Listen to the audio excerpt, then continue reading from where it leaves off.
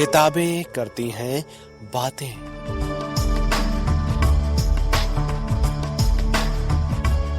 आवाज की तरंगों पर मेहनतकश जनता का साहित्य।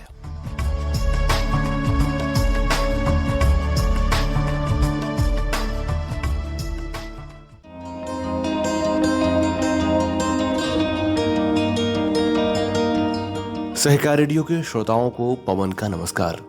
किताबें करती हैं बातें कार्यक्रम के तहत प्रगतिशील, तार्किक और वैज्ञानिक नजरिया विकसित करने वाली किताबों की श्रृंखला में इन दिनों आप सुन रहे हैं एक पुस्तक श्रृंखला।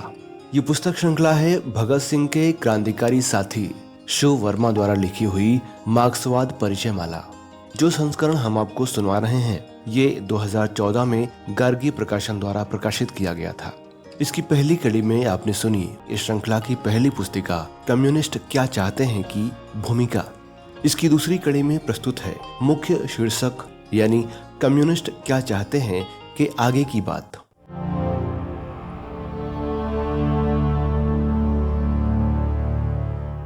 हमारा आज का समाज दो हिस्सों में बटा है, शोषक और शोषित। एक वे लोग जो कि मालिक के नाम से पुकारे जाते हैं, जिनके हाथ में पैदावार के सभी साधन होते हैं, और दूसरे वो लोग जिनका काम मालिकों की सेवा करना, उनके काम की चीजें तैयार करना या उनके यहाँ मेहनत करके उनकी मुनाफे की रकमों को आगे बढ़ाते जाना। जनता को कपड़े की जरूरत है, कपड़ा बनता है सूती मिलों में, यानी सूती मिलें कपड़ा पैदा करने का साधन है। इसी तरह शक्कर की मिलें शक्कर पैदा करने का साधन है। लेकिन ये मिलें और कारखाने जनता के नहीं हैं, उन पर अधिकार है मिल मालिकों का, जो कि पूंजीपति हैं। ये पूंजीपति मिलों के मालिक तो हैं, पर कभी उसमें काम नहीं करते। मिलों में काम करते हैं मजदूर। एक मिल में काम करने वाले हजारों मजदूरों की मेहनत से जो माल बनता है उसका मालिक होता है एक पूंजीपति, क्योंकि मिल उसकी है। इस तरह पैदावार के साधनों के मालिक ये पूंजीपति खुद काम न करके दूसरों की मेहनत की कमाई पर जीते हैं। मुनाफा इनका धर्म है और ये मुनाफा आता है मजदूरों के मेहनत और पसीने की गाढ़ी कमाई से। पूंजीपति मजदूर की मेहनत का पूरा दाम न देकर उससे ज्यादा काम लेता है और इस तरह उसका पेट काट कर अपने मुनाफे की थैली को बड़ा करता है। दूसरे शब्दों में पूंजीपति मजदूर का शोषण करता है, उसे लूटता है। ये पूंजीपति जो संख्या में बहुत कम हैं, मजदूरों की कमाई पर चयन करते हैं।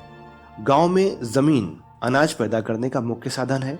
इस जमीन के मालिक हैं जमींदार, पर वे कभी उस पर खुद काम नहीं करते।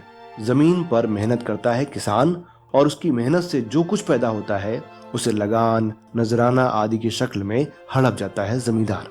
यानी ये भी पूंजीपतियों की तरह दूसरों की कमाई पर जिंदा रहने वाला वर्ग है। हमारे समाज में एक तरफ वे लोग हैं जो दूसरों की कमाई पर जीते हैं, जैसे पूंजीपति, जमींदार, महाजन, चोर बाजारी करने वाले आदि। ये शोषक वर्ग है, ये संख्या में कम है। दूसरी तरफ वे लोग हैं जिनके पास अपने शरीर को और काम करने की अपनी शक्ति को छोड़कर अपने नाम की और कोई चीज नहीं है। मजदूरी, मेहनत के बगैर वे जिंदा नहीं रह सकते। समाज में जो कुछ भी हम देखते हैं वो इन्हीं की मेहनत का चमत्कार है। लेकिन फिर भी ये गरीब लोग भूखे रहते हैं। ये शोषित वर्ग है और समाज में शोषक वर्ग के मुकाबले इनकी संख्या कहीं अधिक है। जो मेहनत करे वो भूखा रहे और जो कुछ काम न करे उसका घर भरे। यही हमारे आज के समाज में हो रहा है। कम्युनिस्ट इस अंधेर नगरी को शोषण की नींव पर खड़े इस पूंजीवादी समाज को मिटाकर उसकी जगह कम्युनिस्ट समाज की स्थापना करना चाहते हैं। कम्युनिस्ट समाज की स्थापना उनका अंतिम उद्देश्य है। पूंजीवादी समाज, समाजवादी समाज और कम्युनिस्ट समाज की मोटी मोटी विशेषताएं क्या होती हैं? उत्तर, पूंजीवादी समाज। पहला, पूंजीवादी समाज दो मुख्य श्रेणियों में बटा है, पूंजीपति और सर्वहारा। पूंजीपति मिल, कारखाने, मशीन, जमीन और वे सभी साधन जिनसे दौलत पैदा होती है उनके मालिक हैं। ये वर्ग कुछ काम नहीं करता, फिर भी हुकूमत पर इसी का अधिकार है। समाज में वो सारा काम जिससे जरूरत की चीजें तैयार होती हैं, यानी असली उत्पादन का काम सर्वहारा अर्थात आज का मजदूर वर्ग करता है। फिर भी उसके हाथ में ना तो पैदावार के साधन ही होते हैं, और न पैदा किए हुए माल पर उसका अधिकार होता है। इन कारणों से सर्वहारा को मजबूरन पूंजीपतियों के हाथ अपनी काम करने की ताकत सौंपनी पड़ती है। समाज में सर्वहारा के मुकाबले पूंजीपति संख्या में बहुत कम है।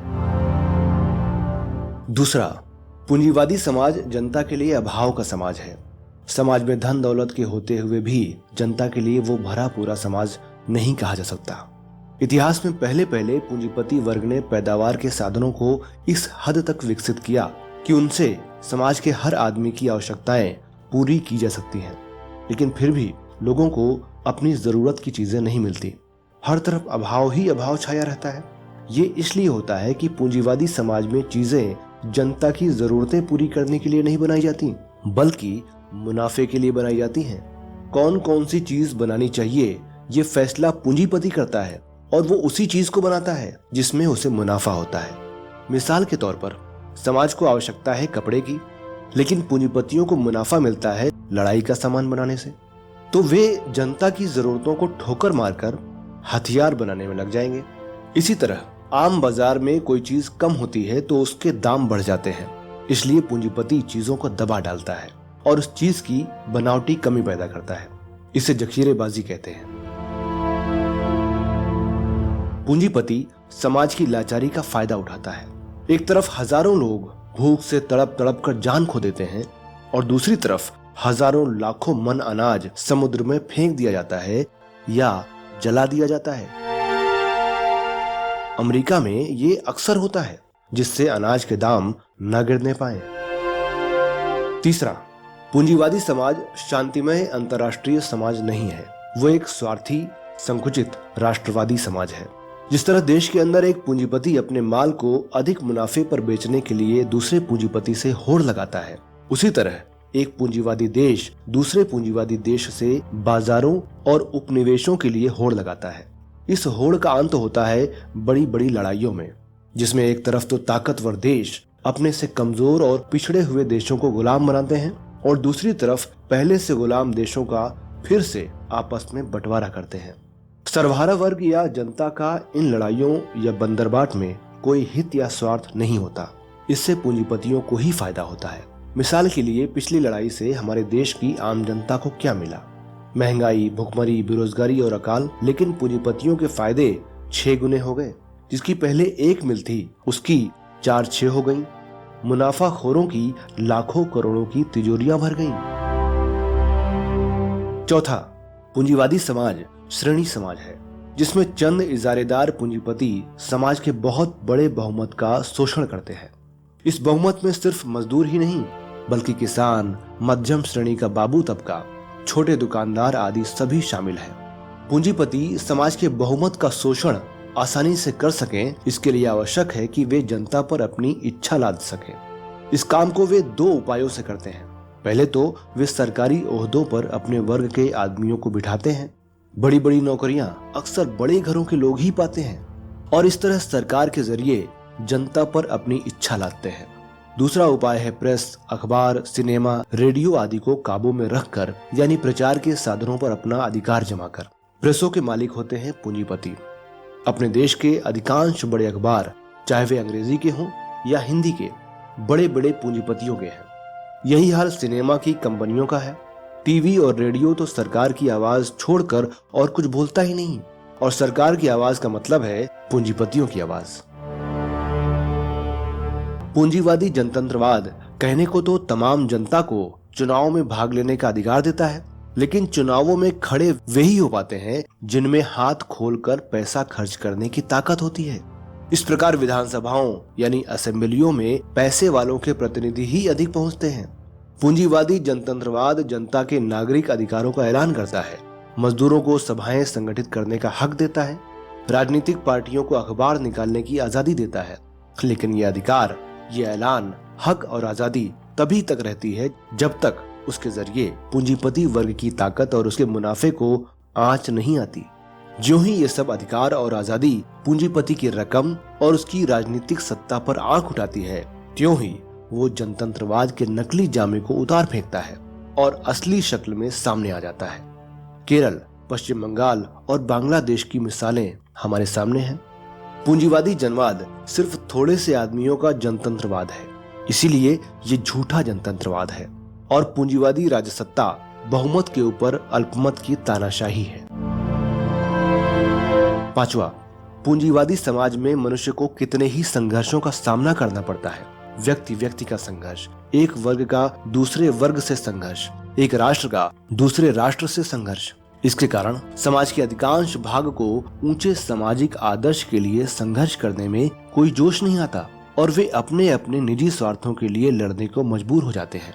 इसके अलावा पूंजीवाद में अधिकांश लोग गरीबी के शिकार हो जाते हैं, इसलिए उनकी योग्यता और हुनर से समाज को कोई फायदा नहीं हो पाता और इस तरह समाज की कितनी ही शक्तियां और प्रतिभाएं बर्बाद हो जाती हैं।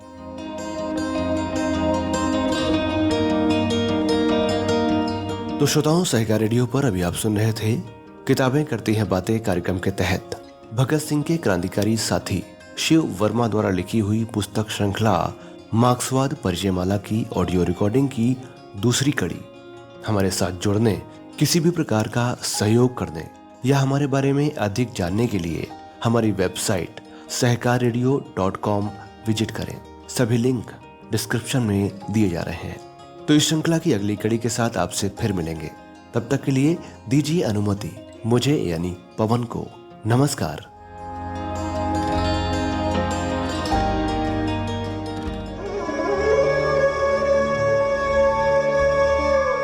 किताबें करती हैं बातें।